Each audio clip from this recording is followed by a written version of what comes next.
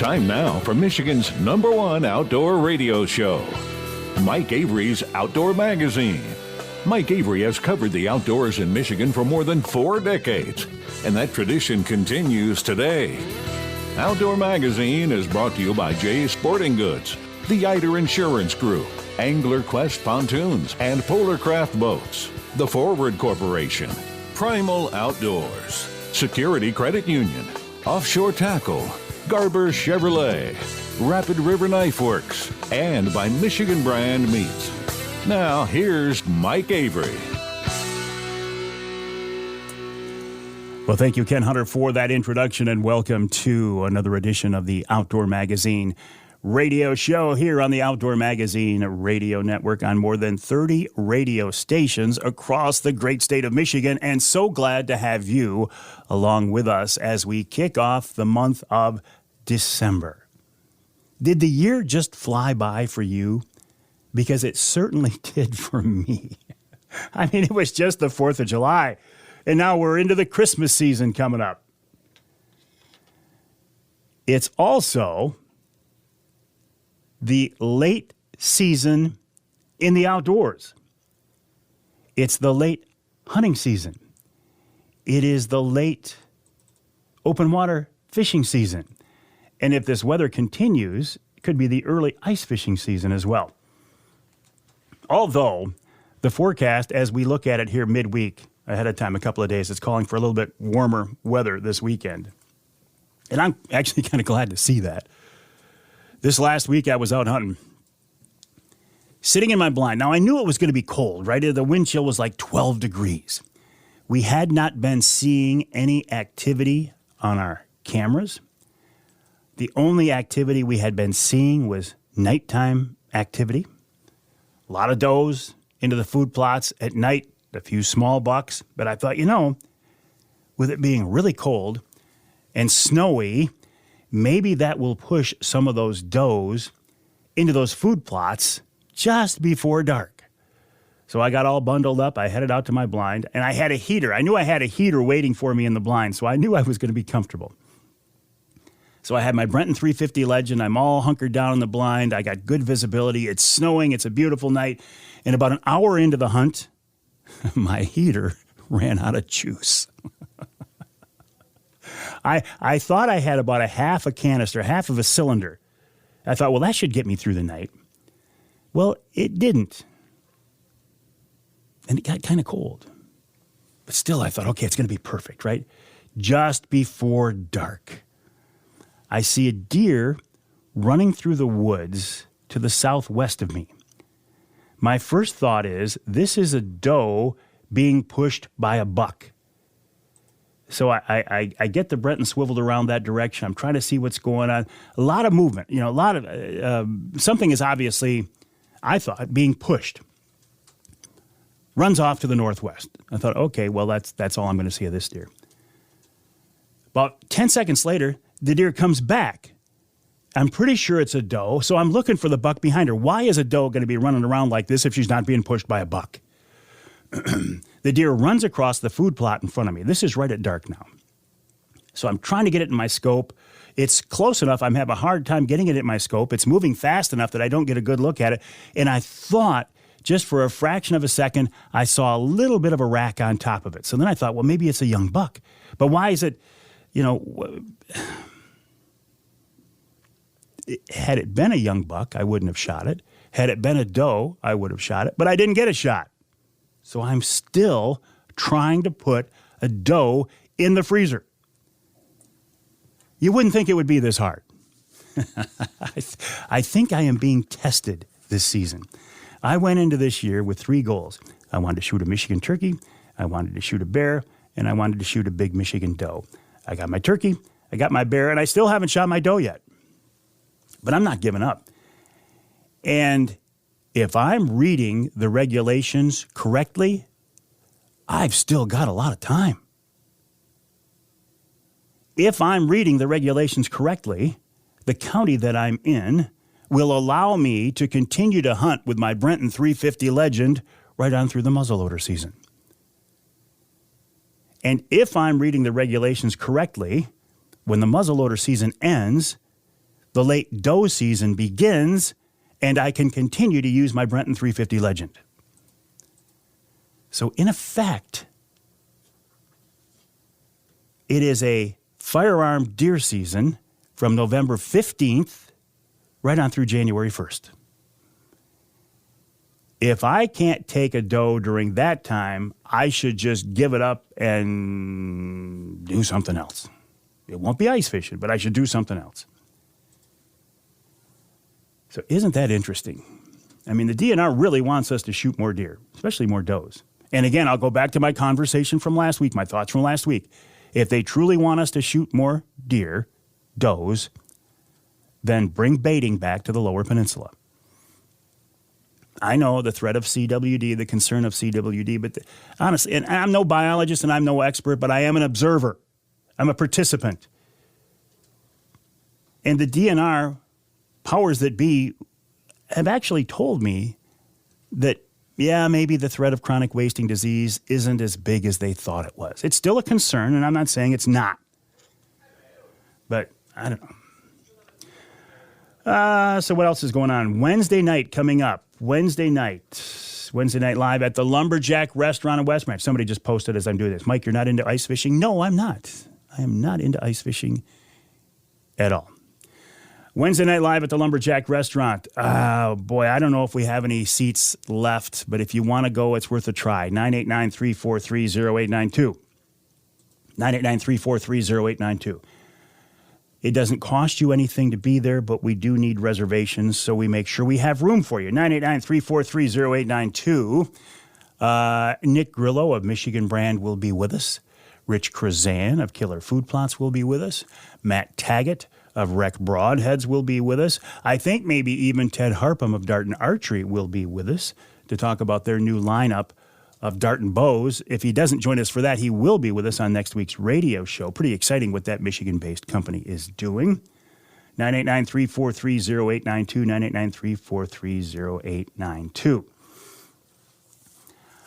989-343-0892. If you are on Instagram, this is a blatant self-serving plea. If you're on Instagram, I would ask you to go over to Mike Avery Outdoors on Instagram, Mike Avery Outdoors, and like my feed or follow it or whatever the term is on Instagram. I'm really having a hard time growing my Instagram audience. I'm kind of stuck at like 8,300, where my Facebook page has 83,000, Instagram has 8,300, and the content is very similar. So I'm doing something wrong over there. I realize that. But if you could kind of help this old guy get that Instagram presence a big boost, I would appreciate it. So if you're on Instagram, you go over to Mike Avery Outdoors and help me out there. I would certainly appreciate it. Speaking of self-serving things, if you have heard a repeat Outdoor Magazine radio show on your local radio station, I apologize. It hurts me and it makes me mad when I hear about such things. Mistakes do get made. We are humans and we make mistakes. I would never call anybody out for making a mistake because I make probably 100 mistakes every day or maybe 100 mistakes every hour every day. But I do want you to know that I take this very seriously. I take your time very seriously. I would never waste your time by repeating a radio show. I've been doing radio, I think, something like 30 years now, and honestly, I don't remember ever repeating a show. There may have been one repeat when a family emergency came up at the last minute, but I can't even verify that. I will be in this studio every week. I will record a new Outdoor Magazine radio show every week as long as God allows me to do it. So if you are hearing a repeat, there has been a problem somewhere along the way. And it's likely right now not with your local affiliate. It's at a level a little bit higher than that. So I've been talking to the folks that I'm working with that are our satellite distributors, and we're looking to make a change because this is unacceptable. If your local station has a repeat on, and this is about the only time I would actually tell you to leave your local station and go to the podcast version, the podcast version is always a new version because I take care of that myself. So if you're hearing a repeat, I apologize. One more completely personal and very personal comment here before we get to the break. This last week, I celebrated an anniversary myself. It's been 5 years since I had bariatric surgery, the sleeve, to lose weight. And I lost 115 pounds. And I'm still down like 100 pounds. So it was a surgery that changed my life. And people tell me all the time, Avery, I'm glad you talk about it because it's given them the incentive to go out and do something that changed their life as well. So, been kind of a big week and kind of a cool week, and I'm so glad I did that. Coming up on this week's Outdoor Magazine radio show after the break, Jeania Canel of Jay's Sporting Goods, then Tom Campbell of Woods-n-Waternews in our second hour, Ali Shakoor, Lieutenant Joe Molnar of the DNR, and Tim Roller plus Dixie Dave in hour number 3 of this week's Outdoor Magazine. My name is Mike Avery, the website MikeAveryOutdoors.com, the email address Mike@MikeAveryOutdoors.com. I am so glad that you're along with us and hope you can spend some time with us right here on Outdoor Magazine.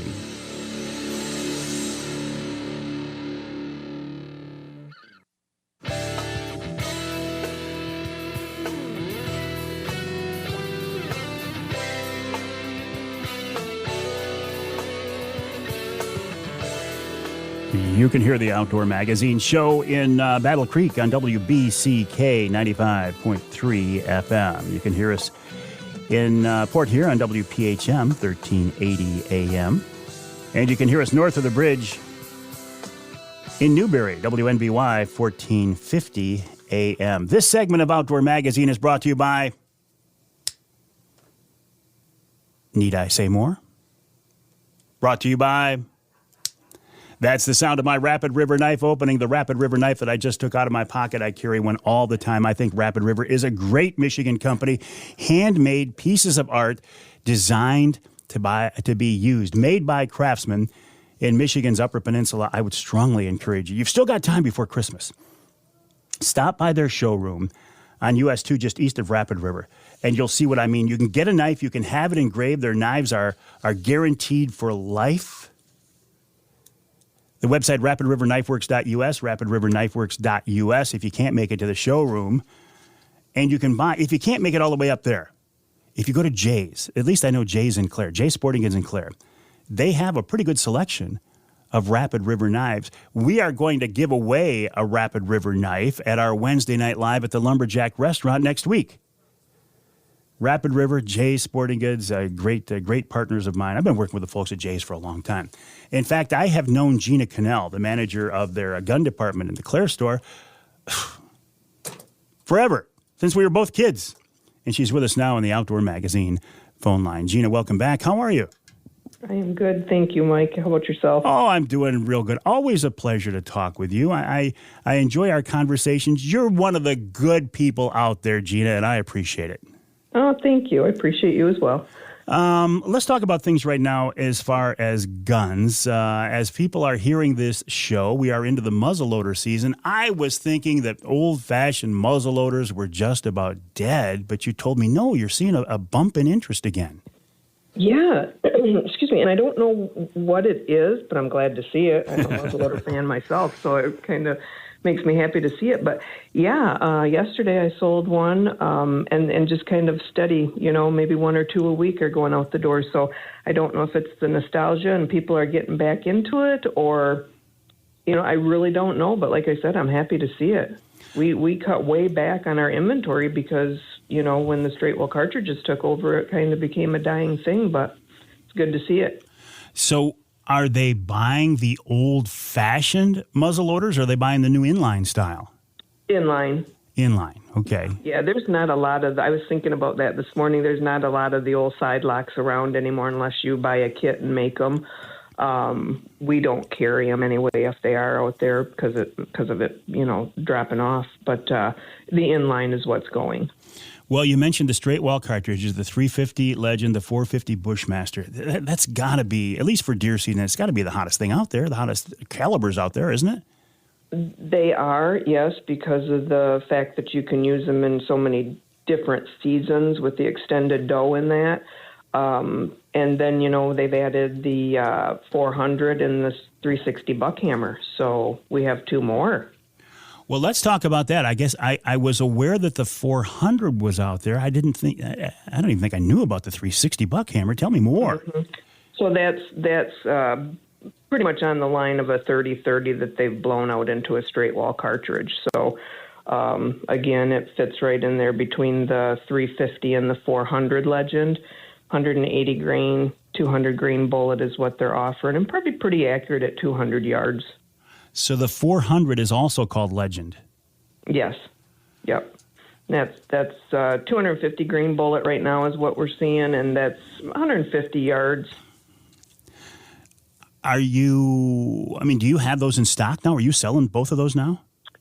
We do. Don't always have them on the shelf because they don't stay here when we have them, but we have seen both, and we are moving them, yes. I think right now Savage has 4 different models, and I might have one out there, but they make it in the Axis 2, and then 110. So there's a few of those out there. So Henry, of course, is the buckhammer, but Henry, that's an interesting company. I've never owned a Henry, but I think I want to get one sometime in my life because I just think they're so cool. Mm-hmm. Yep, we do very well with the Henry lineup. What about availability in general? You mentioned inventory. We had this conversation back during COVID, and I suspect it was a different situation. At least I'm hoping it was different then than now. Yeah, I mean, if anybody's been in recently, our shelves are fully stocked. We might not have an abundance of some things, and of course, no matter what time of year it is, you are going to be out of some things. I feel like we went through rifle season with ease. Of course, there was some things we didn't have in the ammo lineup, but it's going to be that way, but I really feel like we're sitting at a good spot. I think like I said, I think we came through rifle season being able to take care of more people than we have in the past. So that was a good feeling. You put an awful lot of guns through the doors there at Jay's. Can you narrow it down? Is there a most popular Michigan deer gun that you guys sell at Jay's? I don't know that I could do that, Mike. It just depends. The Ruger American, again, I mean, that shines. You have your level entry, so in your level entry, the Ruger American, the Mossberg Patriot, some of the Weatherby Vanguards. I mean, there's just so many. It's just hard to, unless I ran a report and analyzed it, we just carry such of a variety. And then, in the higher ends, we do well with the Christian Arms and the Bagaras and the Brownings, Winchester. So it just depends on the person, what caliber they're looking for, what they're going to, do with the firearm, if it's going to be here in Michigan or out of state. But handguns, too, a variety. If you get one of these entry-level guns, obviously you're going to save a few bucks, but what are you missing, Jeania? What are you giving up by not spending twice what you could on that bottom-tier gun? Depending on if you go with synthetic or wood, let's just start out if you say wood firearm, you could be in a hardwood stock versus a walnut stock. You could have, a high gloss finish versus just an oil finish. The checkering, depending on if it's a press checkering or a cut checkering. Barrels, barrel rifling, the bluing that they use. Magazines, is it a plastic magazine? Is it a metal magazine? So just it's a level entry with, quality behind it, but it doesn't have kind of all of the sparkle that the more expensive ones have. If you go with synthetic, Could be the type of synthetic, how the stock was made, was it mold injected, barrel, is it a is it a carbon fiber versus just your standard steel barrel? Just a lot of variations there. Is it going to affect accuracy, or is it just the beauty of the gun? It can affect accuracy, Mike. Yes, absolutely.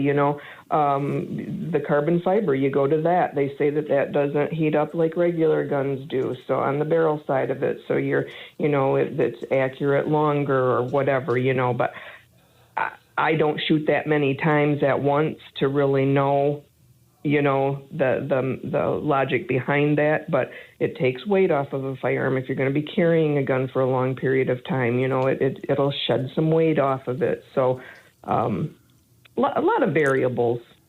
Do you think it's accurate to say even these entry-level guns are probably more accurate than the shooter behind it? I mean, it's not the gun that determines it as much as the person pulling the trigger, isn't it? Right. Yep, that is absolutely correct. And, Savage for years claimed to be the most accurate firearm right out of the box.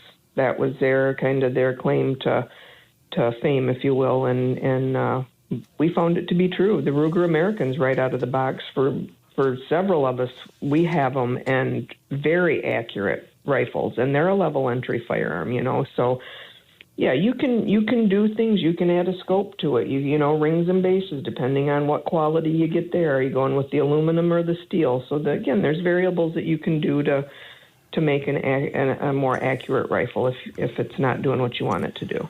I put a post on my Facebook page here a week or so ago about the old style, the old guns, the old wooden, blued, beautiful guns. I said I love them. They have history and tradition. I love the stories they could tell, as opposed to the new style, AR-style hunting guns. When I was out opening morning, my son James and granddaughter Addison, I looked and we all had AR-style guns. Mm-hmm. Are you selling many of the ARs, or are people sticking with the old school, the old style? It's old style. We have had some of the Brenton firearms that are hunting ARs. We have moved some of them. But most people are bolt action. Even the semi-automatics have died off. Really? So yeah, I think bolt action leads the charge in that. Levers aren't far behind, because you got the Henrys, and everybody loves the Henry. So Marlin, if those would get produced, that would be one that would be right in there with the Henrys. But the bolt action definitely takes the lead. You say if they would get produced. What's going on there? Well, there's just not Ruger took them over, so it's just a production thing at this point. So we've seen some trickle through, so that's a nice thing, and they don't stay long. But now I don't know if the ammo department is directly under your control, but I know you work with them closely. How are ammo stocks? Good, actually. Yeah, they are under me. Again, I think we've done well getting stuff in. Kind of veering off of some of the brands that we didn't typically carry, but we could get them, so we got them in. We're kind of cleaning that up a little bit, but we're seeing, the Ruger, Winchester, Hornady, those lines coming in, and so I've been happy with where we're setting. I think we've made more people happy than not this year, so that was good to see. Well, you made me happy a couple of weeks ago when you called me and said, Avery, we've got a suppressor sitting here with your name on it for your Brenton 350 Legend. Jeania, we got to take a break, but when we come back, let's talk about suppressors and the process of how to get one of those these days, okay? Sounds good. We're talking with Jeania Canel of Jay's Sporting Goods. She's the manager of the gun department at Jay's Clare store. Jay's is jaysportinggoods.com, jaysportinggoods.com. Jay's a company I've worked very closely with for so many years. The very first company that I partnered up with was Jay's Sporting Goods. And so I have a very strong alliance and allegiance and loyalty to the folks at Jay's, and Jeania Canel is one of them. jaysportinggoods.com, jaysportinggoods.com. After we wrap up our conversation with Jeania Canel, we'll talk with Tom Campbell of Woods-n-Waternews. Coming up in hour number 2, Ali Shakoor on fishing, Lieutenant Joe Molnar on a couple of questions, and then Tim Roller talks about hunting the late season, and, of course, Dixie Dave, all coming up this week right here on Outdoor Magazine.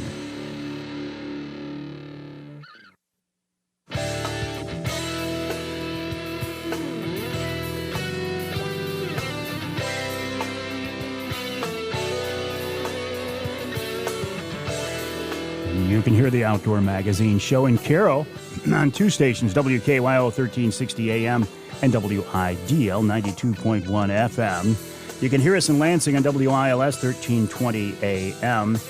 And you can hear us in Escanaba, the Riviera of the North, on WCHT 600 AM 93.5 FM. This segment of Outdoor Magazine is brought to you by Killer Food Plots, Michigan-based, family-owned Killer Food Plots. Now, I realize right now that you're not out there putting in food plots, but you are likely hunting over your food plots. And don't forget, Killer Food Plots has a lineup of cover scents and attractant scents as well. And Rich Krazan of Killer Food Plots will be with us in person at the Lumberjack Restaurant in West Branch this coming Wednesday for our Wednesday Night Live. The website for Killer Food Plots, killerfoodplots.com, killerfoodplots.com. Talking now with Jeania Canel of Jay's Sporting Goods, their website, jaysportinggoods.com, jaysportinggoods.com. I was saying before the break that Jeania made my day. She called me up and said, we've got a suppressor here for you. And I was a little bit surprised because this is something I'd been working on for a while. Didn't even know if it was going to happen. So Jeania, the fact that you have one there for me made me very happy. But I asked you a really stupid question because you told me the week before the firearm deer season opener, and I naively said, can I pick this up and have it by the 15th? And you just laughed at me. Yeah, it'd be nice if it was that easy. So how does this process work, Jeania? Well, our suggestion is that you come in prepared, and what I mean by that is do your homework, research, look them up, see what gun you want to put it on, do your research that way, so that when you come in, you have an idea of what it is you're looking for that suppressor to do. If you don't do that, that's fine. I have qualified staff here that can show you what we have. They will ask questions such as, what gun or guns are you going to put it on? Some of them are multi-cal, so you can, use it for a variety of firearms, if you will. So that's the first part of it. From there, I like to call it a process. So we have to keep in mind we're dealing with, we use Silencer Shop, so we use their kiosk to do the Form 4. And then we also are, and they are linked in with the ATF. So you have, kind of three venues that you're working with, if you will. So you're going to pick your suppressor out. You're going to go through the kiosk. You're going to put your suppressor in layaway. And we are going to, once you've got everything done, you're going to build an account with Silencer Shop. You're going to buy your tax stamp once all that's done. I attach your serial number to your form. Your waiting time begins. You also have to go on to the ATF website and create a profile for yourself under their e-forms because you have to certify your form and you need to have a username and a PIN number. So we walk you through all of that, but it is a process. We like to ask that you come in and allow yourself at least 1 hour to spend with an associate to do the process. At least 1 hour. You're tying up an hour of your people to go through this process? Yes, it can be that. Especially on the first one, Mike. But once you get the first one under your belt, it's pretty simple. Your form is in the kiosk. It's usable. They Silencer Shop sends you an email if you need to update your fingerprints or your picture. So once you get through that first one, the ones after that are a breeze. Okay, so from the time I come in the store at Jay's there to do this, how long before I can get my hands on that suppressor? I'm going to safely say 7 to 9 months. Ooh, if I want to do it for next season, I better get up there. You better get on the ball. Yes. Yep. So do you have suppressors there in the store that I can come in and see and put my hands on? I can't walk out with it that day, but I can see what I'm buying? Yep, absolutely. Oh, yep. okay. We have a showcase dedicated to suppressors. We carry several different lines. Being hooked up with the Silencer Shop, they also carry suppressors. So you can buy from them and have it sent in here. So if it's something we don't carry and you see it on their website, it's easy to do. If you don't want to deal with that, and there's some other company that you have just found out that this is the way you want to go, you can buy it from them. It can be sent into here. We do have a fee for that, of course, because we're still running all the paperwork and, doing that. But so, yes, there's possibilities for us to get it off Silencer Shop, or you can buy it and have it transferred into here. I think the one waiting for me has a Brenton name on it, but it was made by GSL, and I understand it's multi-cal, so I could use it for other calibers as well. Am I going to lose accuracy by getting a multi-cal silencer or suppressor? Not that I'm aware of. I don't think so. I'm going to have to be honest. I'm not the one probably that has all the answers in this. I'm still in the learning phase, and I haven't bitten the bullet yet and got one. So I listened to the guys and tried to take, what they have to say. But yeah, I haven't heard that that's the case, Mike, but I could be off on that. But what I have heard is that people that get one, they're going to get another one because they don't want to take it off that gun and put it on another one. And, they're just going to bite the bullet, and they're going to buy one for each gun that they would like it for. So. I'm excited to get my hands on it. Jeania, thanks for the information. Always a pleasure. I would encourage people to stop by the gun department at Jay's Sporting Goods in Clare. If you can't make it there, go to the website, jaysportinggoods.com. That's jaysportinggoods.com. A big thanks to Jeania Canel, the manager, the longtime manager of the gun department there at Jay's Clare store. Don't forget there's a Jay's in Gaylord as well. Stop by and say hi to those folks. The website the same, jaysportinggoods.com, jaysportinggoods.com. We'll take a break. When we come back, we'll wrap up this first hour with Tom Campbell of Woods-n-Waternews.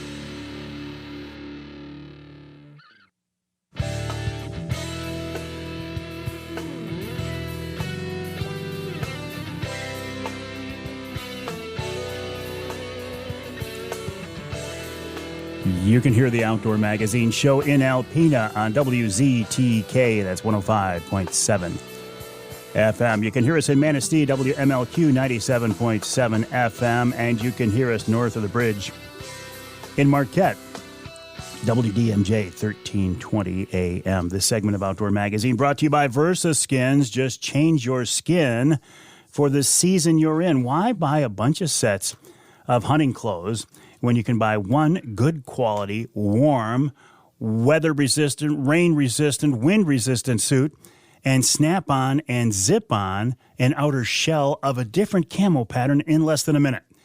Check them out online at versaskins.com. That's versaskins.com. Also, if you need big sizes, 4, 5, 6X, the folks at Versaskins can take care of you as well. Check them out again, versaskins.com. Also, while you're online, my website, MikeAveryOutdoors.com, and head over to woods-n-waternews.com, the website of Michigan's premier outdoor publication. The guys at Woods-n-Water have been doing this for a long time. They are very good at it, and Tom Campbell is one of the folks behind the publication. He's with us now on the Outdoor Magazine phone line. Tom, welcome back. Can you believe it's already December?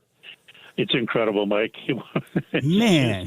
Not only happened in November, but I know a lot of good things, and the hunting went well in November, but yeah, the time sure did fly. It's hard to believe. So where do we find your schedule now at Woods-n-Water? Please don't tell me you've got a January edition out already.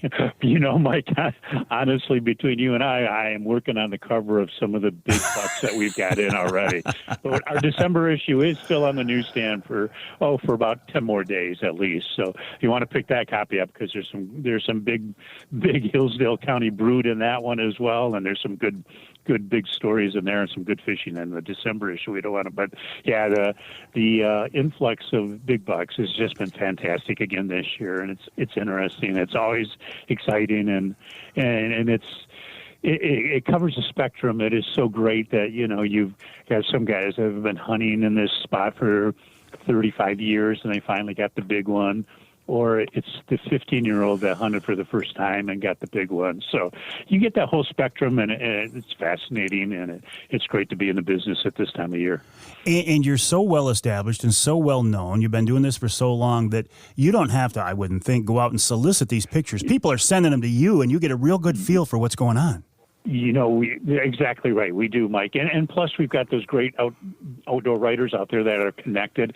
And I tell you what we're getting now is members of CBM, when they get a call that somebody took a big buck and they want to measure her, and they turn around and they share that information with us too as well. And of course, Facebook is fantastic, and all the social media sites and websites. So it is all so much easier to find those big bucks, and it's great. It's just being that monthly, because soon as we send that January issue to the printer, another one comes out the next day. But we handle that, and we'll get them in the February issue. But we'll get them all in. But yeah, it's great. And it also, it's kind of blowing me away that it won't be very long, and the show season will be on us. Oh, in January we'll be down at Novi doing the Ultimate Fishing Show almost the first weekend of January. You're so right, Mike. Yeah, it is incredible how time flies when you get to this age, isn't it? Well, and every year goes by faster and faster. So this December edition that's out there right now, a lot of big buck pictures. Have you delved into the ice fishing yet? Because boy, the way the weather's been, maybe it's not going to be that long. An incredible turn, wasn't it? Especially from last year, where we had to cancel everything, and Houghton Lake didn't have ice for a long time. And in fact, speaking of Houghton Lake, we got a great piece on how to figure out Houghton Lake for ice fishing. Mike Natkowski did that piece, and that's in the December issue. And of course, we've always got Mark Martin's always talking about ice fishing and being ready for ice fishing and what you should need for ice fishing. And I think we should get that down, because you're right. And right now, the places we're hunting right now, the small ponds have ice on them right now. It's pretty incredible for this time of year. Yeah. I'm sure it might change, but yeah, absolutely. We want to be ready for that.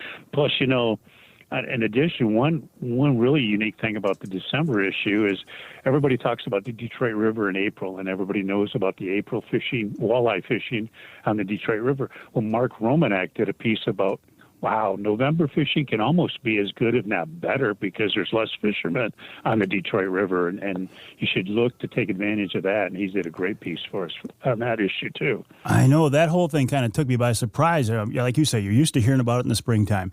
So I got asking around. I said, is it always this good in the fall and people are just discovering it? And from what I'm hearing, it's a combination. Yeah, it's a little better than normal this year, but yeah, people have been keeping it under their hat for the most part, too. Yeah, exactly. You want to keep those secrets.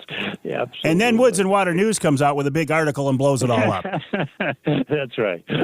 We're going to spoil the fun. We want to share. We want to share it with everybody. Everybody should have that opportunity, right? Tom, always a pleasure. Keep up the good work, and we'll talk again soon. Thanks, Mike. All right. Thank you. Good luck. All right. Good luck to you. Tom Campbell of Woods-n-Waternews. Again, the website, woods-n-waternews.com, woods-n-waternews.com. Tom talked about the shows coming up after the first of the year. I mean, it's not that far away. They will be there. You can see them in person. And if you can't, again, go to the website, woods-n-waternews.com. We'll take a break for the top of the hour. When we come back, we might actually talk a little bit more about that Detroit River fishing and much more with Ali Shakoor as he talks about late season open water fishing, gets us ready for the ice fishing. Then Lieutenant Joe Molnar of the DNR answers a couple questions about what gun can you use during the muzzleloader season and the late doe season. And this week's Ask Avery segment talks about hearing protection. I got a vested personal interest in that one.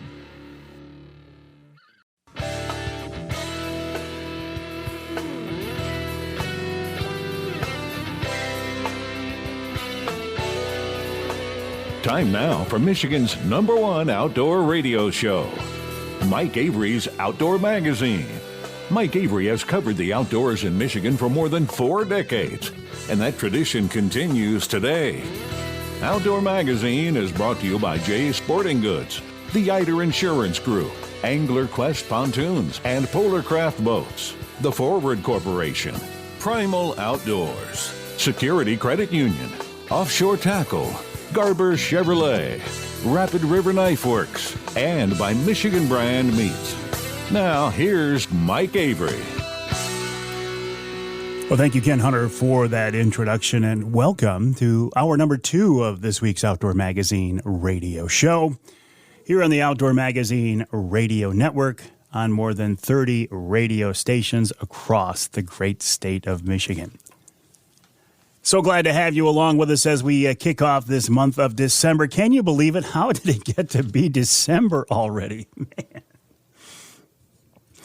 Hey, I always say each week I would encourage you to listen to the show if you can on your local AM or FM station. One quick programming note here, too.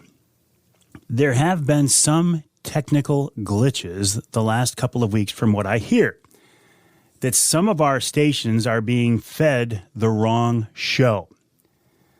And just let me reiterate this. I do not repeat shows. I take this too seriously. I take your time too seriously. I have produced a new outdoor magazine radio show every week for more than something like 30 years. I'm not going to repeat shows. If you hear a repeat, there's been a problem.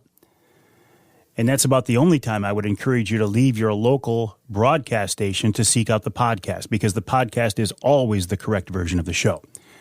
You can hear the podcast on my website, MikeAveryOutdoors.com, on my Facebook page, on Amazon Music, Audible, Twitter, also known as X, LinkedIn, Apple Music, Google Play, iHeartRadio, SoundCloud. Yeah. You know the whole gamut here, the whole routine.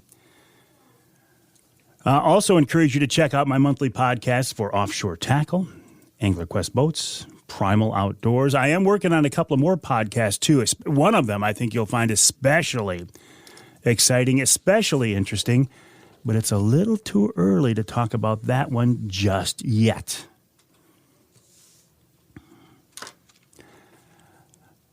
One of the reasons I love doing this show so much, well, there are so many. I've been blessed so much to do this show, but one of the reasons is that I truly enjoy the conversations that we have here. I truly enjoy talking with people who are so knowledgeable. They are such experts. They are such great communicators. They love to tell stories. They love to tell about their adventures, and they love to educate and entertain and inform us. And I'm right there along with you as a listener. And one of the people I love to talk with is Ali Shakoor. I have honestly never met Ali in person yet, but I feel like I've known the guy for years. He's just one of those guys who's easy to talk with. He's so interesting, has such a wealth of knowledge, and he's with us once again on the Outdoor Magazine phone line. Ali, welcome back. How you doing, buddy? I'm doing well, man. Thanks for having me on. And before we even get going, man, I'm excited, man. I want to hear more about this podcast. I will say it's not fishing related, which I know, you're an avid outdoorsman. It's not just fishing. And it is with a person who is one of the best at his craft in the world. And that's all I'm telling you. Okay, I'll have to let that slide. But, I'm a big fan. I love your show. I love the offshore podcast and the other ones that you do, and I listen to those every chance I get. So I'm really excited to hear what you have coming up on the horizon here. I appreciate that, Ali, and I'm excited to hear what you've got going on. You did some posts here probably a couple of weeks ago now from the Detroit River that really got my attention. I think of that as a springtime fishery. You're out there in the fall banging the snot out of them. Yeah, that fishery's been there. There's a lot of people who go out and fish in the fall. It's been kind of kept on the wraps for years, but with social media, it's kind of getting out. But it's a great fishery in the fall. That jig and bite. It's not a spawning run. It's not as hot and heavy as in the spring most days. Although there were a couple days a few weeks ago, last week, where I was out and I was fishing with two rods. I couldn't keep both rods in the water. So it's a great fall time fishery, and it's something, if you have not been out to check out, I would suggest that people get out there. Now, how long will that go? I mean, the river, there's too much current for it to freeze, right? Can you fish that all winter long? As long as it's not frozen, there's fish to be caught in there. Same thing in the summertime. I'm out there in July also jigging up fish. So it's just kind of, like I said, it's really not that widespread known about, except for, a lot of the local folks. But I'll be out there until the ice flows start coming down. Oh, that's what it is. It's ice flows coming down from upstream? Yes, yeah, coming out of Lake St. Clair. And it gets pretty clogged, especially further up above the Belle Isle Bridge. But, we get away with fishing out there pretty darn late in the season until it gets to be unfishable. What else have you been doing? Are you a hunter at all, Ali? I am a hunter.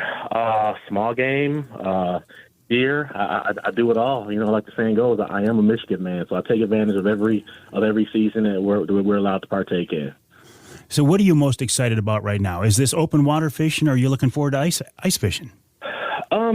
Well, ice fishing means the weather's getting really cold, so I can't say I'm super looking forward to it, but I enjoy ice fishing also.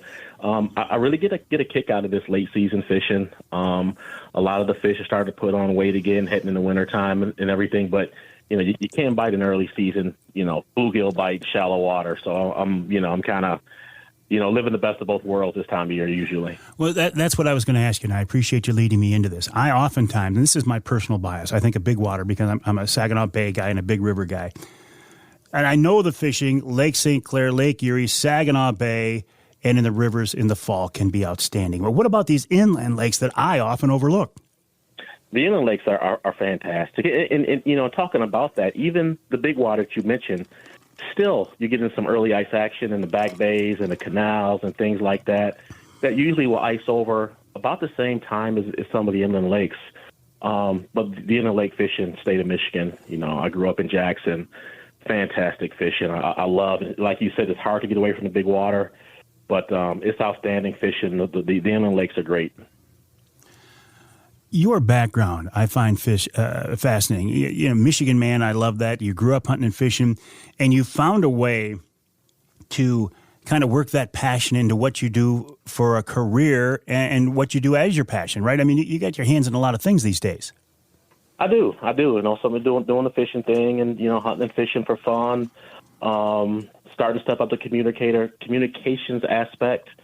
We did a show with the Next Bite on the Detroit River this time last year. We're shooting in Saginaw next week, another show for the Next Bite. Have some other stuff coming. Just shot some content with St. Croix on the Detroit River. So the communication things are happening, but also just, the career as a biologist, as an ecologist. I love the Great Lakes. I feel like I should be a kind of a caretaker. So I've been able to kind of take those interests and mold it into a career a little bit. Next Bite, Ali, you're running with the big dogs.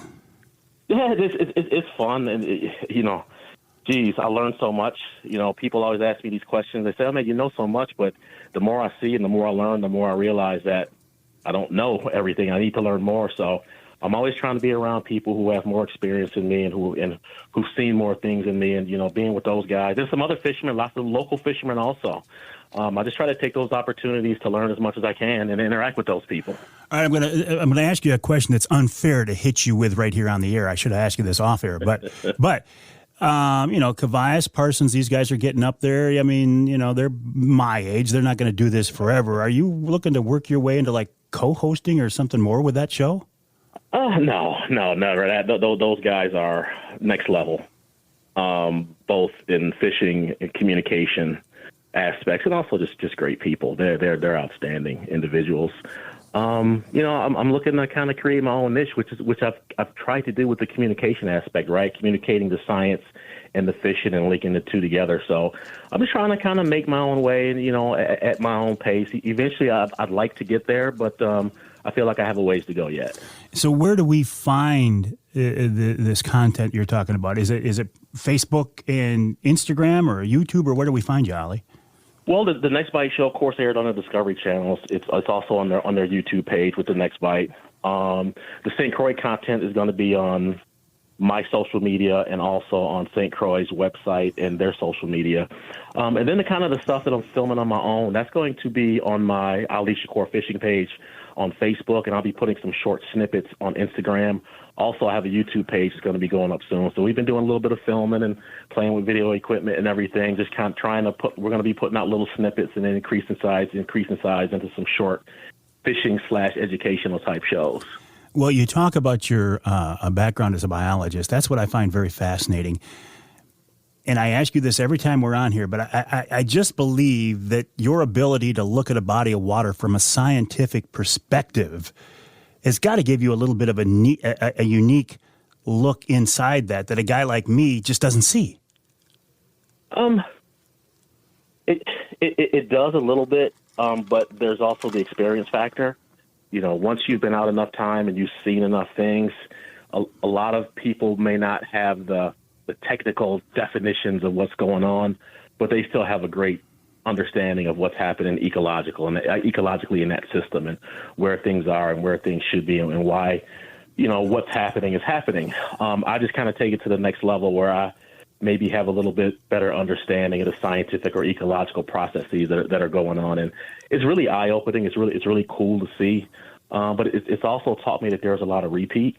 And usually the only thing that changes in what I see from body water to body water is, magnitude, basically, changes, how big the changes are. But, yeah, it kind of gives me some interesting insights when I go to different places.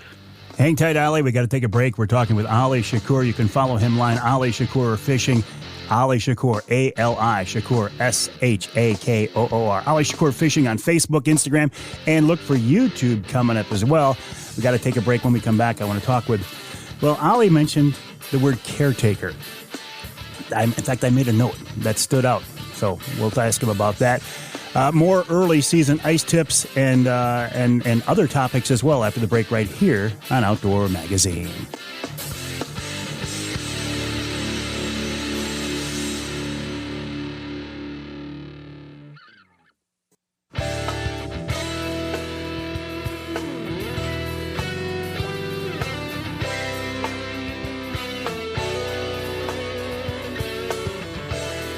You can hear the Outdoor Magazine show in Sheboygan on Big Country Gold, WCBY 1240 AM 100.7 FM. You can hear us in Flint on Sports Extra 1330 WTRX, and you can hear us north of the bridge in the Sioux on News Talk 1400 WKNW. This segment of Outdoor Magazine brought to you by Matt Smith Outdoors Realtor. Matt's a great guy, good friend of mine, known him for a long time. And he is an expert at finding recreational properties and vacation homes for your family. I had Matt on the show here a few weeks ago, and he brought up some very interesting points. I was asking him, about prices and interest rates and all this stuff. And he says, yeah, those are certainly factors, right? I mean, we can't avoid those. But he said, you got to look at it from a bigger picture. You've got to look at it at where your family, what point is your family in this life here on Earth? Do you have a young family? Are you in the middle of your career? Are you older with grandkids? I mean, what do you want to do? Do you want to have that place on the lake? Do you want to have that recreational property? Do you want to have hunting land? It can be kind of an overwhelming topic. Well, Matt can help you out. Oh, also, if you're just looking for, I shouldn't say just, it's the biggest purchase of your life. If you're just looking for a new home, a primary residence, Matt can help you out there as well. Check him out. You can find him on Facebook and Instagram as Matt Smith Outdoors on Facebook and Instagram. Now, my guest right now is also on Facebook and Instagram and soon to be YouTube. His name is Ali Shakoor, and you can do a search for him at Ali Shakoor Fishing. Ali, you heard me talking about what our first question was going to be. You mentioned the word caretaker. What do you mean by that? Yeah, by caretaker, another way to think about it is being kind of a steward of the environment, right? So we all love the great outdoors here. Just doing little things to kind of look after. For me, it's research, some of the things that I do, but it's also taking a garbage bag out with me when I go hunting and coming out of the woods with, a bag of garbage that people left behind, or picking up a floating balloon on Lake Erie. So just little things that we can all do to kind of help protect and take care of the natural resources here in the state of Michigan that we all love. When you look around, not everybody in our state grew up like you and I in hunting and fishing households. You get to the northern part of the state, yeah, almost everybody. But southern part of the state, even though you grew up in the southern part of the state, it's not necessarily the case. I think what you're saying, Ali, is more important today than ever before, because there are more non-hunters and anglers in Michigan now than there are hunters and anglers. And yeah, I agree with you. We need to do our part for the resource, but also a PR job. We need to portray ourselves as stewards of the resource that you're talking about. Yeah, we do. And sometimes that gets lost.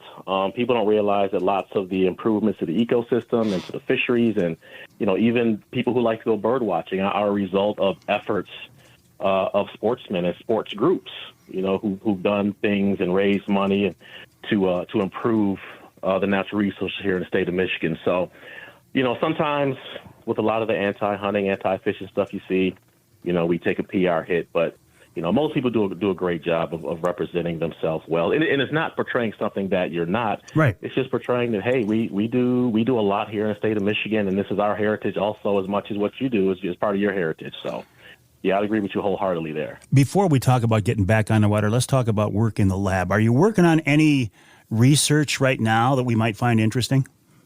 Yeah, I just finished up something. I actually was working with green frog tadpoles that I collected up in Oakland County. And so we're seeing in nature now, we're seeing microplastics showing up everywhere. Starts off as larger particles of plastics, get broken down by wave action or different things, or comes out of, cosmetics, and it's showing up everywhere. It's showing up in polar bears in the North Pole. It showed up in a cave that no one had been in 30 years. It bubbled up in groundwater. So it's starting to show up in the tissue of fish. I saw a paper where king salmon in Lake Michigan had microplastics in them. So I'm just kind of doing some things with green frogs, tadpoles, and I'm doing kind of a multi-stressor look. So I'm taking a look at the impacts of harmful algal blooms, which we see on Lake Erie, in combination with microplastics, and what's happening. Is it impacting their ability to turn into frogs, to go through metamorphosis, and their growth, stress hormone levels, things like that, because they're kind of an important conduit between the aquatic ecosystem, because they live as tadpoles, but then they go to the land later on. So just trying to see if anything's happening with the movement of these things from water to the land. So it's a pretty interesting study that I just wrapped up, and kind of going over data and everything now. So are the algae blooms and microplastics, are they related, or is it two different problems? Actually, they are related. So we have a really good postdoc in our lab named Shakoor. He's an algae whiz. He recently published a paper that showed that microplastics are actually binding to the algae in the harmful algal blooms, and it's changing their buoyancy, because you see them on the surface floating, and it's actually making them less buoyant, so they're sinking in the water column, and so they're able to be easier taken up by fish and different organisms. So it's making it more available. So this is an important interaction moving forward between the two. When you wrap up a project or these research projects, and you say you're going over the data, how long does it take you to dissect this and put it all in a form and write the paperwork? Oh boy.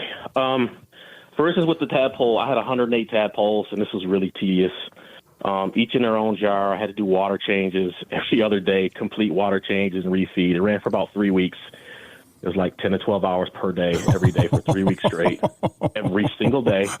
Health checks, the whole 9 yards. But then before I started, I took 3 or 4 photos of each one. I took 3 or 4 photos of each one at the end, so we're looking at about 700 plus pictures. I have to go through, and then I'll use software to measure the length and width of each one. I weighed each one before and after.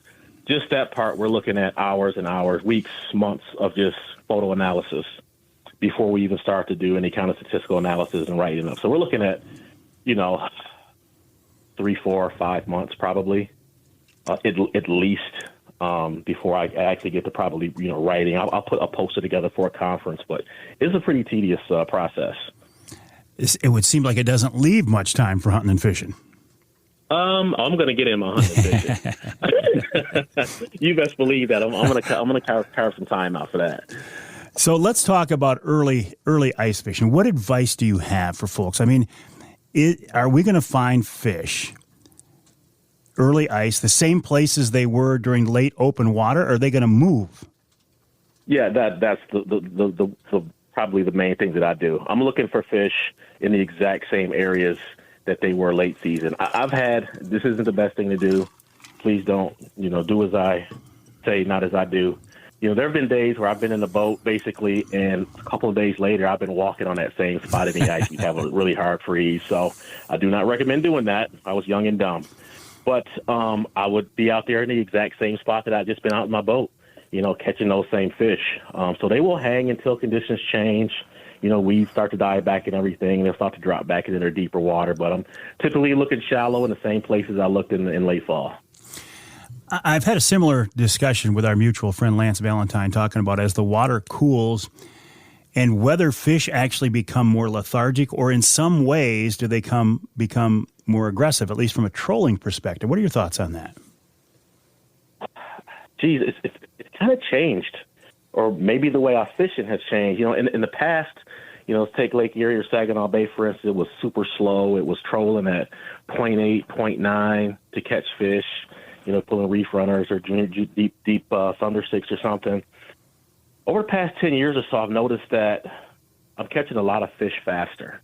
We were out in November in Huron, and we were catching fish at 2.7, 2.8. Water was still a little bit warm, but it was cooling. So it seems that, to me anyway, that there's been some changes with bait and some other things, and the fish are becoming a little bit more active in colder water, at least, in the areas that I'm talking about. Because you can pick up fish at about 3 miles an hour, and in the past, I never would have trolled that fast. So I think a lot of that is ecosystem related. The fish has to eat, regardless of whether the water's cold or warm, right? So it's going to do what it has to do to get the job done. When you say changes in bait, do you mean species or numbers? Probably a mix of both. Some smelts have been down. We all know this. If you've ever done smelt dipping back in the day, where smelt are now in the state of Michigan, spot tail shiners, just the different prey species compositions are, numbers are down. Gizzard shad have kind of shot up. Alewife run a rope. So you have this constant change, and then the fish have to change along with that. They have preferred species, but they're still generalists. So they're going to eat what they can, and they're going to change and adapt to get to that bait. So yeah, changes in both of those is going to impact how they act. When you look at our fishery here in Michigan, from a recreational perspective, tournament angler, and a biologist, what concerns you the most? What are you worried about? Right now, I think we're living in the best of times as far as, walleye, smallmouth bass, muskie, some other things. What really concerns me looking forward would be probably introduction of another invasive species. One, we saw what happened initially with the introduction of zebra mussels and round gobies. After that, but of course the ecosystem kind of reached equilibrium. Things are going great again, but it's that initial hit. So, if something else were to come in, invasive carp, are knocking on the door. But also just kind of some environmental changes, warming surface temperature waters over time, and again, harmful algal blooms, I think, with land use changes can be a real issue moving forward also. Can we keep Asian carp out of the Great Lakes? I sure as heck hope so. It's kind of a touchy situation. Where they're coming from, you can't shut down international trade. You can't close those barriers and everything. So, and then you have the looming specter of like a bait bucket transfer, just fishermen moving their boat from body of water to body of water. It may be inevitable, but I have my fingers crossed that if government and anglers, citizens can come together, that we can keep them out. All right, real quick, almost out of time, but I asked you what you were worried about. What are you most excited about? I'm most excited about how things are. And like I said, I think we're living in the golden era of fishing in the Great Lakes. Yes, there could be improvements. Yes, there may have been some other things that were better in the past, but I'm really excited about how things are in the state as far as the fishing goes, and just looking forward to getting out and enjoying it for as long as I can. Ali, always a pleasure. I enjoy our conversations. I'll wish you nothing but luck, and we'll talk again. Hey, thanks for having me.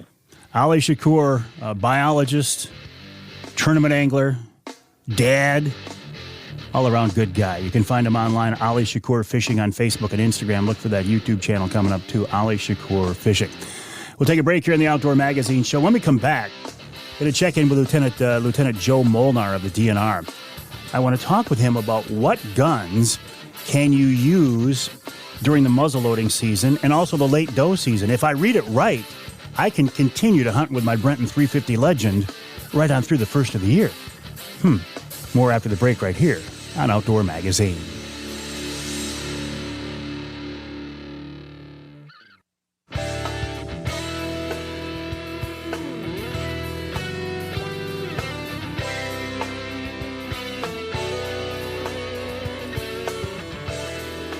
You can hear the Outdoor Magazine Show in Houghton Lake on 98.5 WUPS. You can hear us in Traverse City on WTCM 580 AM. And north of the bridge in Iron Mountain, WMIQ 1450 AM. This segment of Outdoor Magazine brought to you by the Linwood Beach Marina and Campground. Linwood Beach can be your year-round Saginaw Bay fishing destination. And they have promised me they will keep the ramps in the water at the boat launch as long as Mother Nature will allow. Fishing out there has been pretty good. Now, it's been pretty cold lately, but it looks like a warm-up for the weekend, and I think there's a good chance you'll be able to get on the water of Saginaw Bay for quite a while yet. Check with the folks at Linwood Beach Marina. Their website, linwoodbeachmarina.com, linwoodbeachmarina.com. Great people, great facilities. What more could you ask? All right, we're going to go from a fishing theme here, the last segment, to talk a little bit about hunting. As you are hearing this show now, muzzleloader season's open. The late doe season is coming up, which raises some questions with me and other hunters as well. I thought, why don't we go right to the source, go to the DNR, and Lieutenant Joe Molnar has agreed to talk with us, and he's with us now on the Outdoor Magazine phone line. Lieutenant, welcome to the show. How are you? Good, sir. Thank you for having me. Always a pleasure. Busy time of year for you folks. Yeah, with firearm deer season finally ending and slowing down, officers are still doing some follow-up on different cases they have, but, still have a muzzleloader and late antlerless season, and hopefully we'll get some ice on these lakes soon, and we'll be able to switch gears and get some ice fishing in. Well, you mentioned muzzleloader and late doe season. Let's talk about those. During the muzzleloader season these days, what is allowed? Can I continue to use my 350 Legend during the muzzleloader season? Well, so it all depends on where you're hunting. So in the northern lower, or most of Zone 2 and the UP, we still have our traditional muzzleloader hunting season, so you are still limited to a muzzleloading rifle or muzzleloading pistol. But we, in 2020, we created some new regulations to allow folks that are in Zone 3 and the next tier of counties, so starting with Oceana County, Newaygo, and continuing to the east, and then Bay County, you are allowed to use any legal firearm for that region. So since that also incorporates parts of the limited firearm zone, you could still be using your straight wall cartridge. So your 350 Legend would still be legal if you are below that line. If you are heading up north to the UP or northern lower, you're restricted to just a muzzleloader. What about going into the late doe season? What do we need to use there? What can we use there? So in the late doe season, it's a private property hunt, so you can utilize any legal rifle that you could during your traditional firearm deer season. So if you're in the limited firearm zone, again, you're limited to the specific regulations for there. Northern lower, you can use for fire rifles.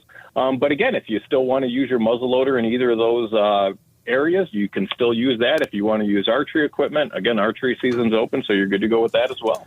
All right, which leads me to another question. This one's from a listener, and I know you've seen this. It says he hunts private land in southern Michigan. The late antlerless season opens December 11th. He has a combo license left. Here's the crux of the question. Can I have a firearm and a bow in my blind at the same time? If a buck walked by within bow range, I could shoot it with my bow. If a doe passed out a bow range, I could shoot it with my firearm. Would that be legal, Lieutenant?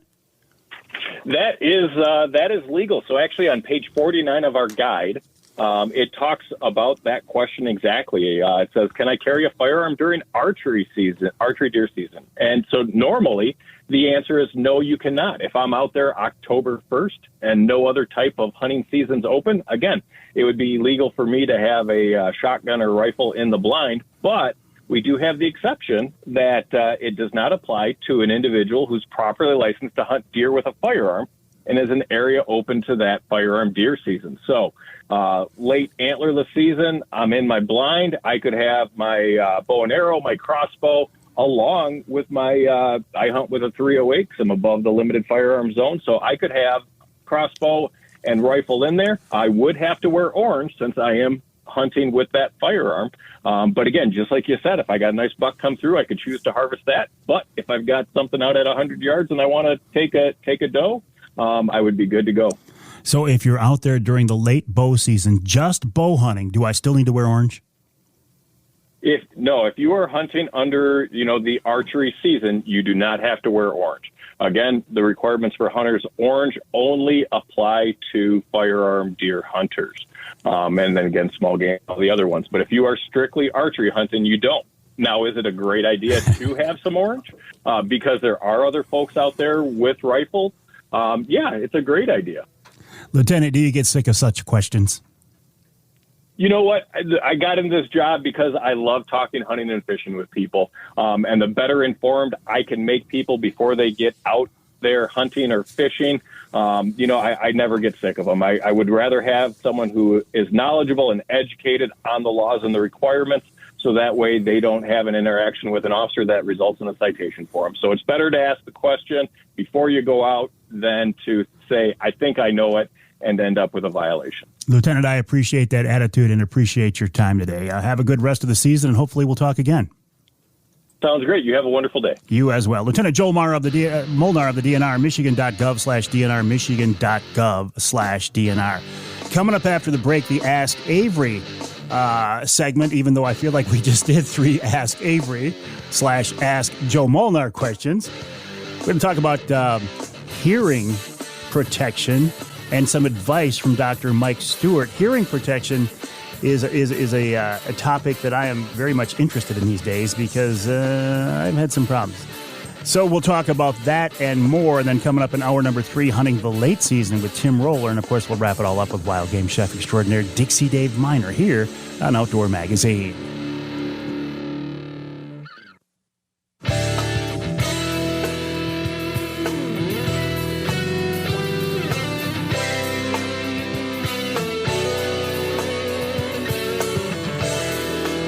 You can hear the Outdoor Magazine show in Holland on WHTC 1450 AM 99.7 FM. You can hear us in Sandusky on WMIC 660 AM 95.3 FM. And you can hear us north of the bridge in Manistee on WTIQ 1490 AM 95.3 FM. The Ask Avery segment is brought to you each week by the good folks from Security Credit Union. Security Credit Union loves to work with outdoorsmen and women, and they can help you with your next outdoor adventure. Check them out online at securitycu.org. That's securitycu.org. You know by now, but I'll remind you the way the Ask Avery question works, the Ask Avery segment, is this is your chance to get involved in the content of the show.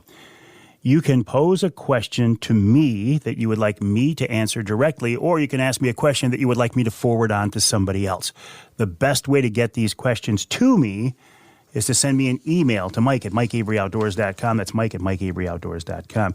That's exactly what Steve Miller of the Detroit Buck Club did. He sent me an email. He said, Mike, I know you have the ear doctor on the show every year. I don't know what they're called, but I'd like to get some of those earplugs with sound that amplifies sound and cuts out loud noises. He says, I've called a few doctors, and they don't know what I'm talking about. So I forwarded this question on to the doctor that Steve is talking about. It's Dr. Mike Stewart, formerly an audiologist and an instructor over at CMU, now retired, but a hardcore hunter. He says, what I would recommend is getting a pair of the Sound Guard custom in-ear hearing protection. He said you can contact any audiologist about this, but he needs to talk with a doctor of audiology, not a medical doctor. Mike Stewart says medical doctors are not going to be knowledgeable about this type of hearing protection. Mike also says another less expensive option would be the non-linear earplugs. He recommends Earplug Superstore. They have a great website with all types of makes and models of non-linear plugs. These plugs do not amplify sound, but they do cut out loud noises. Basically, they let the softer sound through, but attenuate loud sounds like firearms. Now, Steve, and following up, Steve Miller said the reason, he said, look, I'm going to go out, I'm going to reach out and get the good ones. He said he forgot his earmuffs on opening day and blew out his ears with his 450. He's never shot it without hearing protection before, and he says that thing is incredibly loud. I can relate to this completely. As I sit here in the studio right now, I'm still getting used to my new hearing aids. And I wish I didn't have to wear hearing aids, but I do. I'm kind of new to it, about 3 weeks now. And it takes a while to get used to these things. And Mike Stewart told me, he said, Mike, stay with these things. He said, wear them every day, wear them all day, and do it long term. He said it actually takes about 6 months for your brain to realize you're listening to sounds differently now, and you have to retrain yourself. So far, I like the fact that I can hear better, especially in loud, noisy environments. Do I like wearing these things? No. Would I prefer not to wear these things? Absolutely. But it's because of stupid loud music when I was young and dumb and stupid, and also shooting without hearing protection. It's one of these things, I'm always talking about tree stand safety and how almost every tree stand fall could be prevented by just wearing a full body harness. Hearing loss due to shooting can be prevented just by wearing hearing protection. And again, when I was young and dumb, I didn't do it, and now I'm paying the price for it. The other night, I'm sitting in my blind with my 350 Legend, and it's a pretty big blind, and I knew that if I shot, I wasn't going to be able to get the muzzle, the end of the barrel, out of the blind. Now, I'm sitting in an old, I don't know what it is, some kind of an old delivery truck, the back end of it, and it's metal. And I knew if I touched off that 350 Legend from inside that blind, I was going to have a problem, because I'm sitting there with hearing aids thinking, okay, these are not the nonlinear types. They're not going to cut out the sound. It's going to come through there and it's going to hurt. So I'm like, okay, well, how can I? So I actually brought some big earmuffs, the full-blown earmuffs like you'd wear on the range. Now, I didn't sit there with those over my head the whole time, but they were nearby so I could grab them if I had to. Again, hearing loss from shooting can be prevented. Don't do the stupid things that I do. And Steve Miller, I think you're smart, buddy, by reaching out and asking this question. Dr. Mike Stewart, I always appreciate your advice on shooting and hearing loss and how we can protect our ears. And again, a big thank you to the folks at Security Credit Union for making each week's Ask Avery segment possible. Check them out online at securitycu.org. That's securitycu.org. So we will take a break for the top of the hour. Boy, this show has just flown by. Coming in our third hour this week, our third and final hour, we will continue on the late season theme. And I am still blown away by the fact that I could start hunting where I am in the central part of the state. I could start hunting with a rifle, in this case, my Brenton 350 Legend, a half hour before sunrise on November 15th, and I can legally continue to hunt deer with that same rifle till a half hour after sunrise on sunset on January 1st. That is crazy. And if I can't shoot a doe somewhere during that time, I need to give it up. So we'll talk about hunting the late season and more with Tim Roller. And, of course, we'll wrap it all up with wild game chef extraordinaire Dixie Dave Miner. That's coming up in hour number 3 of this week's Outdoor Magazine.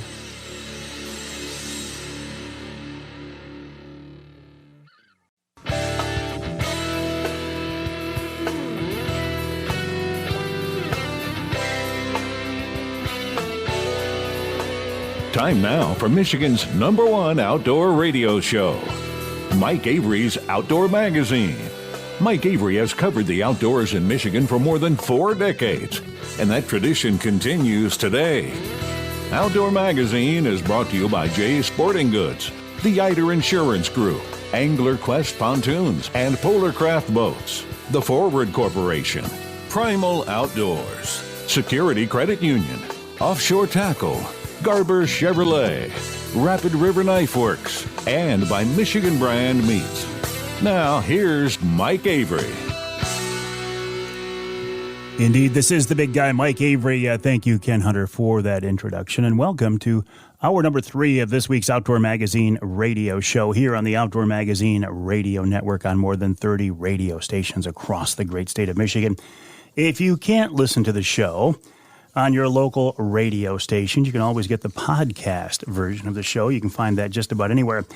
And as long as I'm doing some blatant self-promotion here, please, I'm trying to boost my Instagram presence. I have a real strong following on Facebook, but Instagram it's a little bit slower, like 10 to 1.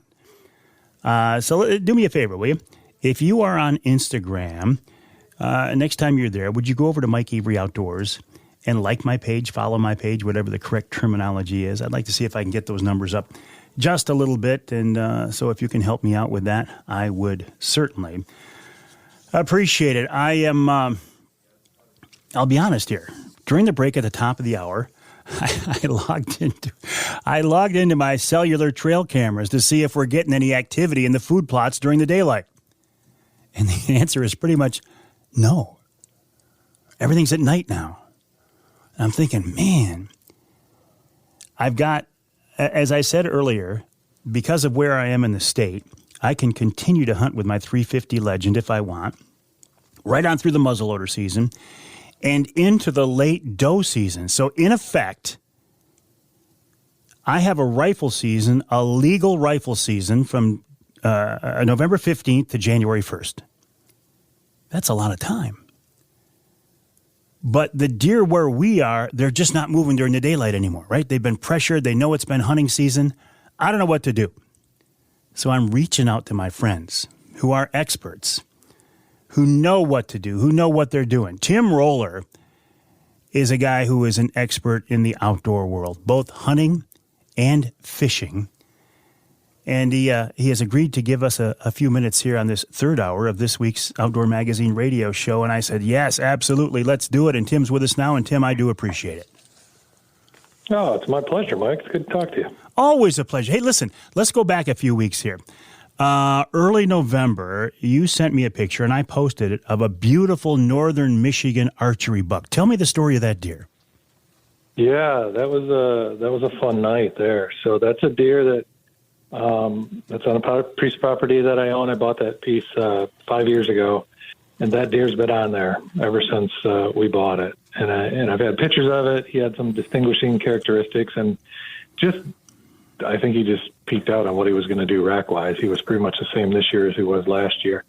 And so that was a deer that we kind of said, man, if that deer, super big body, knew he was an older deer, and that was a deer that we would take. And on that particular evening, man, it was fun. He chased a doe past me through a food plot, and I didn't even have time to grab my bow, and he was through it. And then I actually grabbed my camera, and I filmed him for a couple minutes out in the field, 70 yards from me, just running this doe all over the place. And 45 minutes later, he hooked up on another doe and come back into the food plot in front of me. And finally, after some coaxing to him, he couldn't handle it, and he stepped out in front of me and gave me a really nice 26-yard shot. And I made a good shot. I shot him right through the heart, and he went about 60 yards. So. Nice.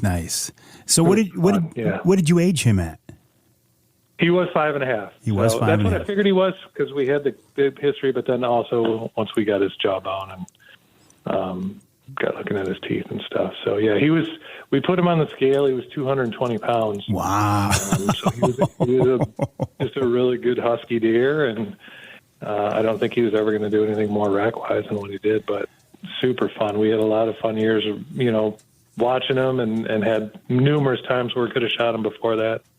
Decided this was a year, and between my son and I, we'd seen him a few times before this. This was the first time that we finally got a chance to get a shot at him. So it was fun. And a great example of what happens to a buck if you're able to give them the years to let them grow. They said, let them go, let them grow. Well, this is a great example of that.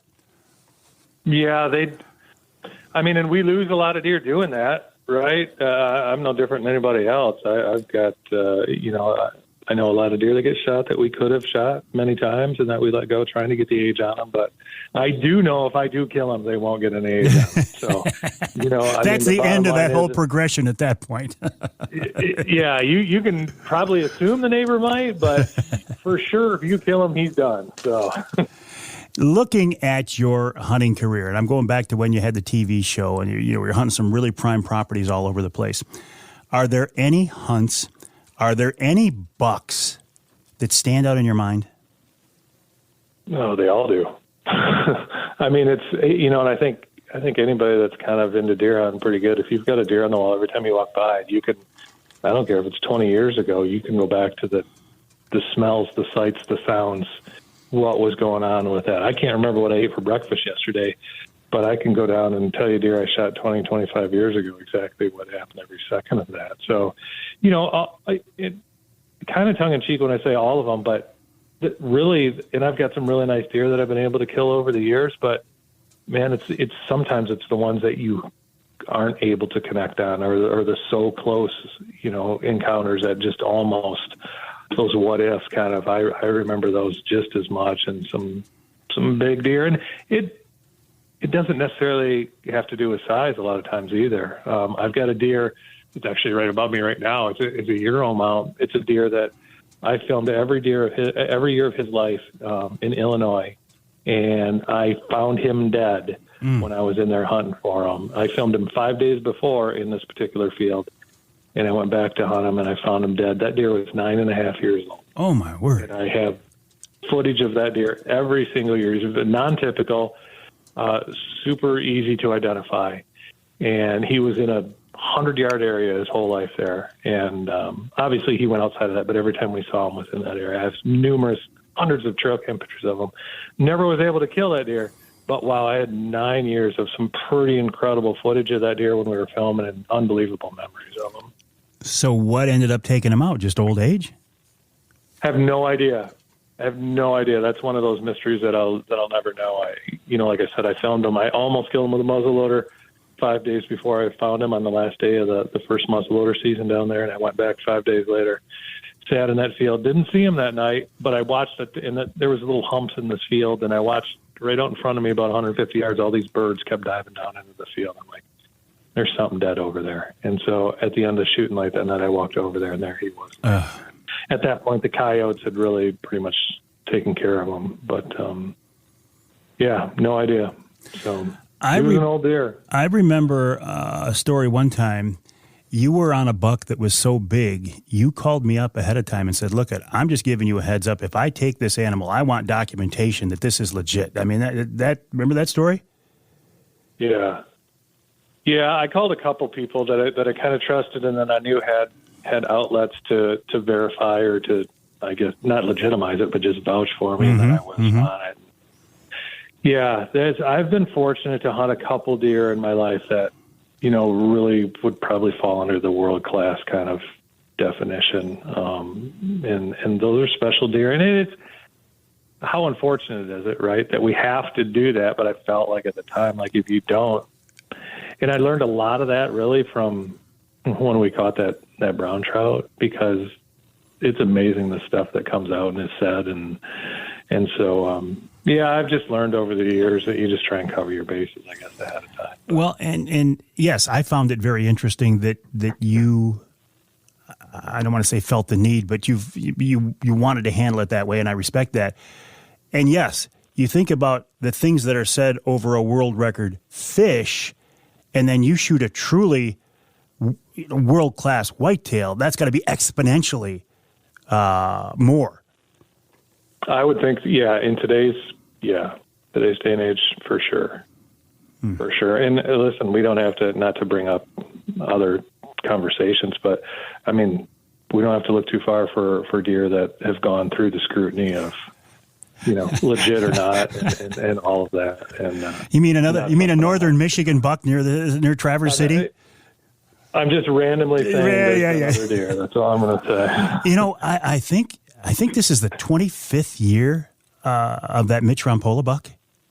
Yeah, which is for me pretty hard to believe. Yeah, because it in a lot of ways, I remember hearing it on the radio up here the next day, and I'm like, what the heck are they talking about? And then it just like wildfire spread, and so I remember that, and I would have never guessed it was 25 years ago, but I did hear that a couple months ago. And I had Mitch on the show, the radio show, after he took that buck, and he told me the story.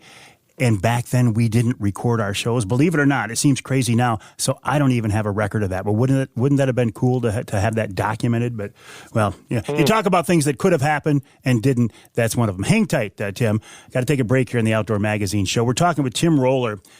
Tim used to have Ultimate Outfitters Fishing. He's still an avid fisherman. He used to do the Whitetail Journey TV show. These days, you can find Tim on Facebook. He's involved in some pretty cool, I'm going to say, life coach activities. You can find him on Facebook as Tim Roller. But what I want to talk with him about is late season whitetail hunting tactics here in Michigan. How do you get these deer that have been hunted so hard now for so long How do you get them to let their guard down? How do I take advantage of that? Well, Tim is the guy to talk to about that for sure.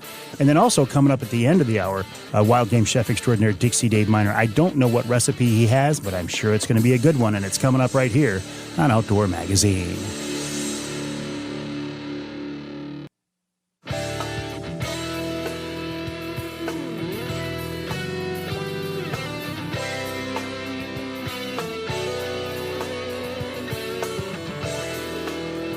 You can hear the Outdoor Magazine show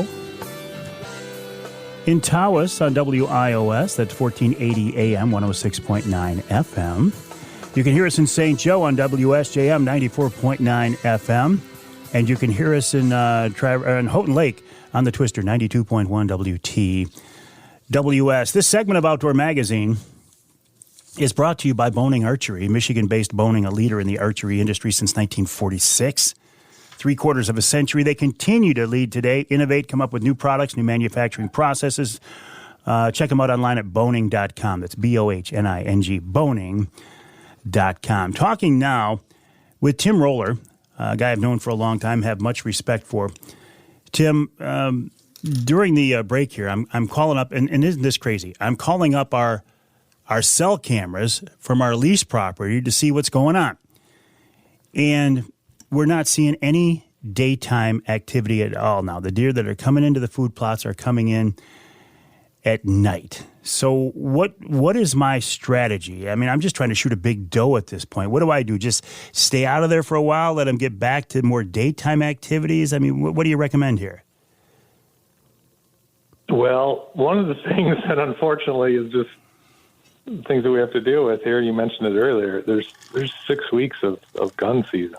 Yeah. At a time of the year where the deer are already pretty much on edge, right? And so, yeah, there's a lot of variables that we obviously can't control, and we just kind of have to deal with. I think first off, what you said there is a great example of that. Patience is probably one of the biggest keys to success in the late season, and a lot of times that's going to mean waiting and waiting. The cameras are a blessing and a curse, right? You know, they let you know what's going on at the same time they can frustrate the heck out of you.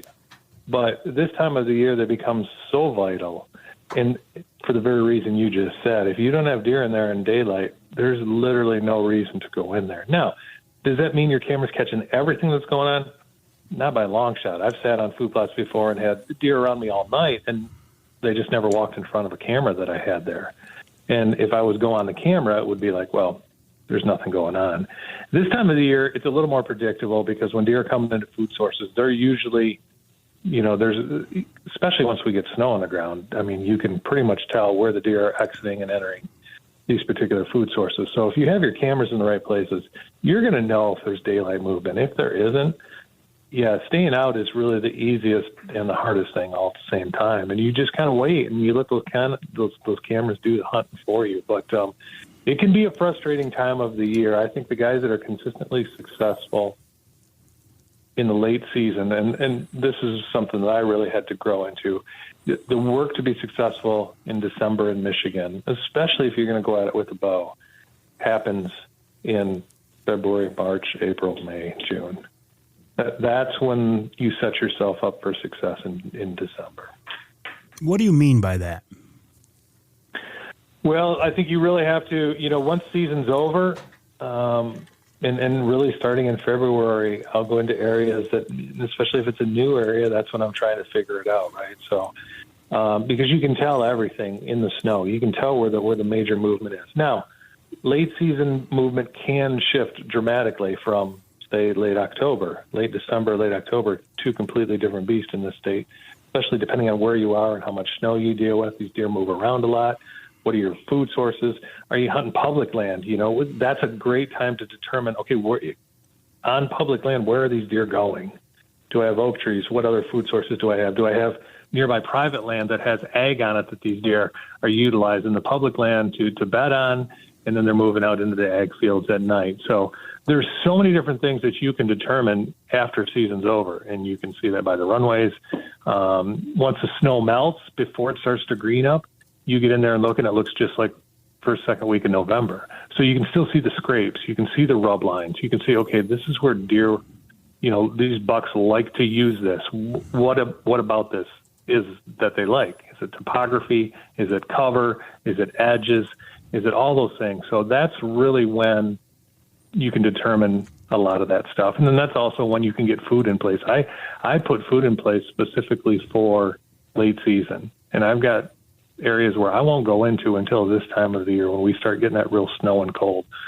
So I have deer that come into that area and they know that I've established it, over a few years, and they know what's going on there. And I'll have actually deer come in to those areas. But yeah, a lot of that success happens, in that time frame I said. It doesn't mean you can't go out there now and be successful. Sure. But once you find pieces of ground that you want to hunt late season, really be intentional about going in there early in the year. And I think it helps tremendously. Do you buy into the concept of a second rut with the does that didn't get bred a month ago, getting ready to cycle again anytime now? Yeah, I don't think it's a concept. I mean, it happens. It's real? I've watched it. I don't know that I'd call it a rut. I mean, it's a much smaller or a much condensed version of what happens the middle of November. But I filmed a doe get bred in February in Ohio. So that it's a real thing. I mean, they will keep coming in. They'll cycle back in. And the bucks, they don't care. They're ready to go. And that can be actually some of the better times now because these bucks have had a taste of it, right? And they've been rutting hard. They've been breeding for a couple weeks, or even really up to a month now. And as it starts to wane down, they're not wanting to wane down. So what few does are coming in now, it's the same as the first does that come in that end of October time frame, where you get a hot doe on your property, and we experienced it a couple times this year. You get one of them first hot does in and end of October, you'll have every buck in the surrounding area on there. It'll be crazy. And your cameras will go just nuts for 24, 36 hours. And then when she comes out of heat or they move off to another doe that's a mile away, you'd swear there isn't a deer in your section. The same thing can happen right now. It's even more intense now because they're just trying to make sure they get every single doe possible. And so, yeah, it's a very real thing. It just doesn't happen in the intensity that it does in the middle of November. So are we hunting food plots at this point? Are we hunting does at this point? I mean, what should I concentrate on? Should I concentrate on those food plots, or should I move back into the woods further? Yeah, so I would say the attention to detail is more important now than probably any other time of the year because deer have been hunted since, on some level since the middle of September, right? Yeah. With the youth hunt and the Liberty hunts and the early antlerless. So deer have people in on them for a long time now, and they don't need hardly anything. You watch deer in late season, they walk around on pins and needles. They are scared to death of everything.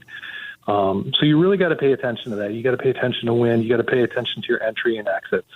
If you're alerting those deer that you're in there hunting them, even after you leave, if they have to cross over your entry and exit, that'll send them. They don't need a reason to stay nocturnal or go nocturnal at this point, or to change areas completely. So you really got to pay attention to the small stuff. And then, like I said earlier, I think patience is such a key. Now you wait for perfect conditions for your setup, and that's when you go in there, and that's when you only go in there, because otherwise, if you risk it right now, like I said, they just don't need a reason. Yeah. So food is always going to be your best if you can identify where they're bedding and get somewhere in between there.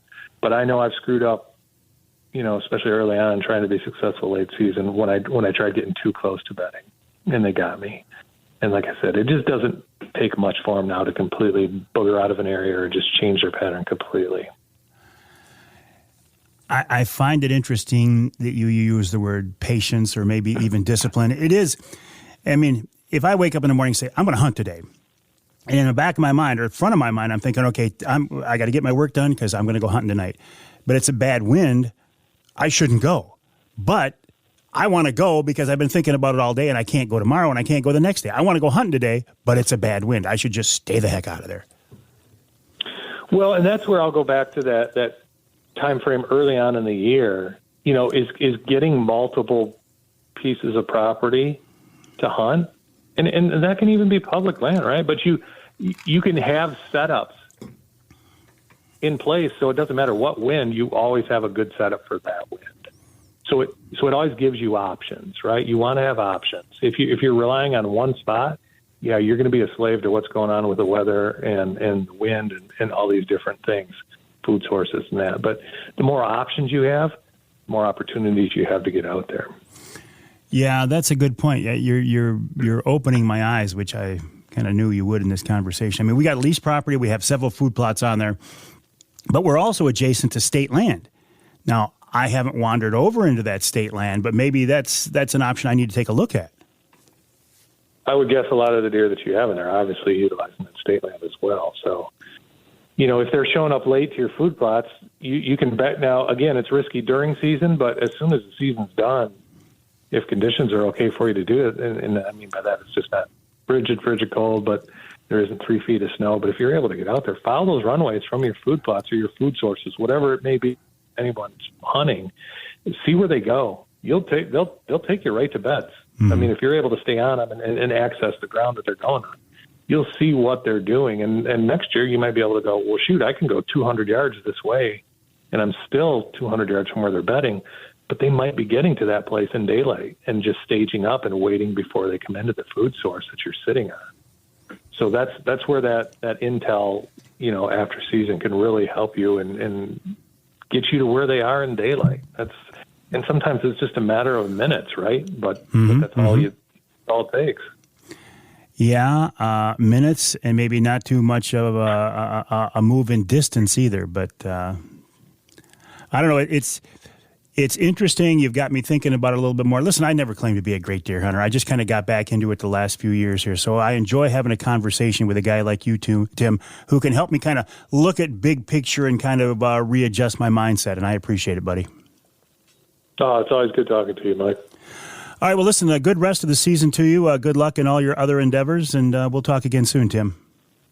I appreciate you, buddy. All right, Tim Roller, you can find him on Facebook.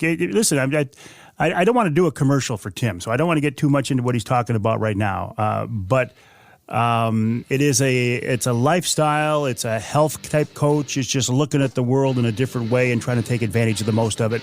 And I don't mean in some weird, psychobabble kind of type stuff. No, it's good, solid, healthy information. Find him on Facebook. You'll know what I'm talking about. Tim Roller on Facebook. We'll take a break here in the top of the hour. No, we'll take a break here.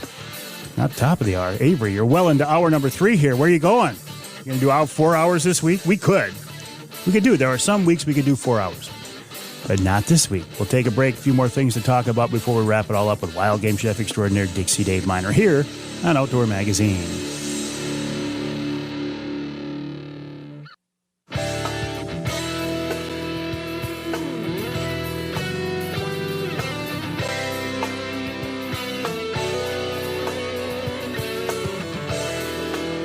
You can hear the Outdoor Magazine show in Ludington on News 97.98, 98.7 WLDN. You can hear us just down the coastline in Muskegon, WKBZ 1090 AM. And you can hear us on the other side of the state, Saginaw, WSGW 790 AM, 100.5 FM. I'm in the studios of WSGW right now. I was in here with Jonathan Dent. And John decided he was going to abandon me. He just walked out. He got up and he just walked out of the studio. I'm not real happy about that. But I am happy that Charlie Rude walked in to save me. Thank you, Charlie. John, I'm mad at John. John's in trouble. But Charlie, thank you. This segment of Outdoor Magazine brought to you by Reader Landscaping. Reader can take care of your lawn and property because it's your nature and our nurture. This time of year, you're thinking, what do I need Reader for? Well, I'll tell you what you need him for. Number one, you got to start thinking about those springtime projects next year, right? I got a couple of projects for the guys, and I want to get on the list now because springtime is going to get real busy. Also, I've got some dormant pruning I want them to do. This is the best time to be trimming your trees because obviously there's no leaves. They can see the structure. They can see, they get a better look at things. I want them pruning these things right back down to almost nothing, and this is the best time of year to do that. It's not too late to talk about your holiday displays for your porch or your patio or whatever. Reader can take care of that, and you know what? They can even take care of your snow removal for your residence or your business. Kind of a one-stop shop for everything for your lawn and property. Check them out online at readerlandscaping.com. That's readerlandscaping.com. Really enjoyed that conversation with Tim Roller. I was texting Tim during the break here, and I said, man, you make it seem all so obvious and so simple. I find that people who are truly experts in these areas of hunting and fishing and shooting and trapping, they have that ability. They have the ability to look at a situation and break it down. And I suspect it's true in other areas. I suspect it's true in business or technology or whatever, but I don't really work in those areas as much as I do the outdoors. And so I respect that a lot. My goal, and it's a simple goal, I just want to shoot a doe. That's all I want. I honestly haven't had a doe in front of me that I could shoot here in Michigan. Just one, and she was across the fence, across the property line. So, of course, I couldn't do that. But I have, because of where I'm hunting, I have now, through January 1st, to hunt with my 350 Legend. Isn't that crazy? So I'm thinking, yeah, this is kind of cool if you want to take advantage of the opportunity. And Tim says, yeah, it is. But it's also kind of what the problem is. Because you've got deer that have been hunted now since mid-September with the youth hunt. And don't get me wrong, I support the youth hunt. I think it's great. But these deer have been hunted for months now, and they're going to get hunted for another month yet. No wonder they're coming into the food plots after dark. No wonder they're nocturnal. No wonder. No wonder they're worried. They should be. I was out the other night, and it was cold. I thought, well, it's so cold now, and it's snowy. Maybe this will bring them into the food plots during the daylight. I thought, I'm good. I got a heater at my feet. I'll be fine. About an hour into the hunt, hour into my sit, my heater runs out of propane. Next time I go out there, I'm going to have a bigger canister, that's for sure. Blatant plug here. I am trying to boost my Instagram numbers, my Instagram presence. I use Facebook a lot, and I have a very good, strong following on Facebook, and that is where I will continue to do most of my social media stuff. But I want to get a bigger presence on Instagram. So if you are on Instagram, please, can I ask you a simple favor? Go over to Mike Avery Outdoors. It's Mike Avery Outdoors on Instagram. And I don't know if it's a follow. I don't know if it's a like. I should know that, but I don't. But do whatever you need to do to help me boost my numbers. I'd appreciate it. It's just something I'm working for. Also, if you have heard the wrong Outdoor Magazine show or the wrong hour of the Outdoor Magazine show here in the past few weeks, I apologize. But it's not on this end. We have apparently been having some technical problems with satellite. And our stations are getting the wrong shows. It's just one of those things. Things happen. Mistakes are made. Equipment malfunctioned. I get it. I'm not calling anybody out. But I'm telling you that if you hear a repeat show, it's not us. I have not repeated a radio show in 30 years. And I will not if I can possibly humanly avoid it. So I take your time too seriously. I take this job too seriously. I'm not going to repeat shows. So if you hear what is obviously a repeat show, and this is the only time I'll ever ask you to leave your local radio station, but if your radio station is unfortunately playing a repeat, you've always got the podcast.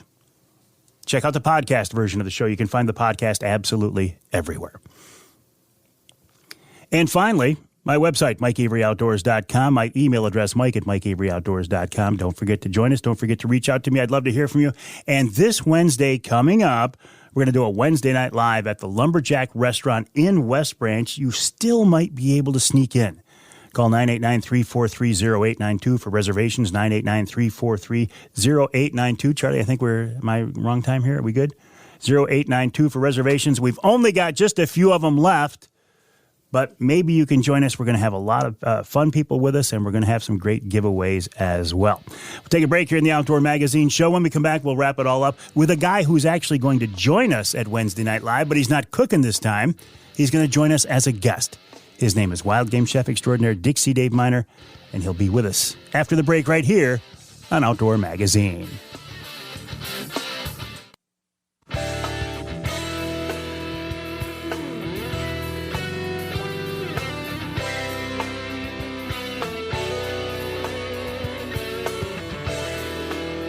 Thank you so much for joining me this week here on the Outdoor Magazine show. My name is Mike Avery. The website, MikeAveryOutdoors.com. My email address, Mike@MikeAveryOutdoors.com. Love to hear from you. Just like I love to hear each and every week from my good friend, Wild Game Chef Extraordinaire, Dixie Dave Miner, and he's with us once again. David, welcome back. How you doing, buddy? Very good, very good. How about yourself? Good, just trying to stay warm. Now, I understand that the forecast for the weekend looks a little bit better, but midweek, it's been a little chilly, hasn't it? It sure has. We've been working on the cabin up there trying to button things up. But anyways, that's what it is. It is what it is. What have you been up to? You been hunting? Yep. Haven't seen anything worth shooting yet. I tell you, and I've been talking about this all week here, the deer that we have on our lease property, coming into the food plots, but everything is after dark. Yep, same here. Yep. We got some dandy bucks, and I passed on a real nice 7-point because I had my heart set on getting a 8-point that we've got up there, or a 10, and they disappeared. Well, why? Hey, listen, why limit yourself to a 10-point? Why not hold out for a 12? Oh, well, we got some big deer like that on the property, so I figured I might as well hold off. Well, listen, if we do get one of those bucks, how about a recipe? Oh, well, we got a venison steak Diane. We used to really sell this at the restaurant when we had it for a special. People really went for it. So you need about, 8 to 10 ounces of trimmed tender steak per person, a medium onion diced up nice and fine. You can buy 12-ounce package of mushrooms sliced thin, or if you had morels, that would work good, or any other wild mushroom would be just wonderful in this, too. 1 or 2 large shallots, which is a kind of a vegetable, kind of a cross between an onion and a garlic. It has a lot of nice flavor to it. A couple ounces of Worcestershire sauce, more or less. 2 or 3 pats of butter. And you're going to use this at the very end, and it's going to velvetize that sauce like we used to show on the TV show. Mm-hmm. A jar of beef gravy. A couple ounces of brandy or bourbon, either one you like. A couple of cloves of garlic diced up fine.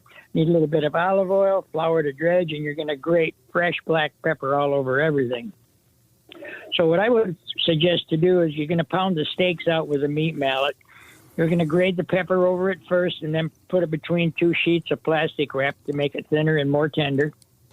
And that's going to drive that peppercorn, ground up peppercorn into the meat too, which is going to give it a lot of flavor. You're going to dredge the meat in flour and in a very hot pan with a small amount of olive oil. Brown it on both sides. Remove it. Take the steaks out. You might have to do it in a couple of batches, and most people wouldn't have a pan big enough to hold 4 of these steaks. So take it out while quite rare. And then in the same pan, you're going to add the onions, the garlic, the shallots, the mushrooms, and you're going to saute that over low heat for just a little while, stirring constantly so it doesn't burn or anything like that. Return to high heat, flambe with brandy away from your stove. And when the flames subside, you can add the Worcestershire sauce and the gravy. And you want to reduce that down, by about half, I'm thinking. Put the steaks back in the pan, cook it till the desired tenderness, which should be rare. And remove the steaks to a warm plate. Add the butter after you take the steaks out, and stir it in a circular motion, and that's going to velvetize that sauce and make it real nice and shiny and have a lot more eye appeal than kind of just plain looking. This is a French way to make a sauce more eye appealing. And you can serve this with just about anything you want. It goes really good with potatoes or Noodles. I remember this. I mean, it sounds great, and I can actually remember seeing it as well. It is beautiful. You mentioned shallot, kind of a cross between an onion and garlic. If I leave that out, because I'm not a big fan of either taste, if I leave that out, does it screw the whole recipe up? No, it does not. It's just an addition to the flavor base. If I add more peppercorns, does that help? Oh, yeah. I love peppercorns myself, and I know you do, too. You know me. My wife Denise gets so mad. She'll make this dinner, and it looks wonderful, and I know it's going to taste great. But even before I taste it, I'll put more pepper on it. She's like, you don't even know. And I was like, yeah, but a little bit of pepper is good, so a lot of pepper's got to be better. It's got to be a lot better. So how's your sales going for the meal on Wednesday? Well, I was saying I think we're just about sold out. In fact, by the time people hear this, we may well be sold out for the Wednesday Night Live at the Lumberjack Restaurant. But I'm going to give out the number anyway, 989-343-0892, 989-343-0892. We might have a couple of spots left, but I look forward to seeing you and Terry there. Okay, yeah, we'll be there with 8 or 10 of us. Oh, just a little group, huh? Yeah. People that used to go to the ones at the restaurant all jumped in on it. As soon as we said something about it, boom, they wanted in on it. Wonderful. I look forward to seeing you guys there, Dave. Okay, same here, Michael. It's nice to see you. All right, good to see you as well. Wild Game Chef Extraordinaire Dixie Dave Miner, a big part of the Outdoor Magazine show, as are you, because if you weren't listening, there'd be no reason to do the show, and I don't know what I would do, right? Listen, I'm not ready to retire yet, and this gives me something to keep me occupied. My name is Mike Avery. The show is called Outdoor Magazine. The website, MikeAveryOutdoors.com, MikeAveryOutdoors.com. The website, Mike Avery Outdoors, yes. The email address, mike@MikeAveryOutdoors.com. I am wishing you a wonderful week. I am wishing you a wonderful Christmas season. It's not too early to start thinking about, no, it's just a few weeks down the road, right? Coming up fast. And I hope you get a chance to take advantage of this last month of the year to not only celebrate Christmas, but get out and do some hunting and fishing as well. My name is Mike Avery, and I'll talk with you next time right here on Outdoor Magazine.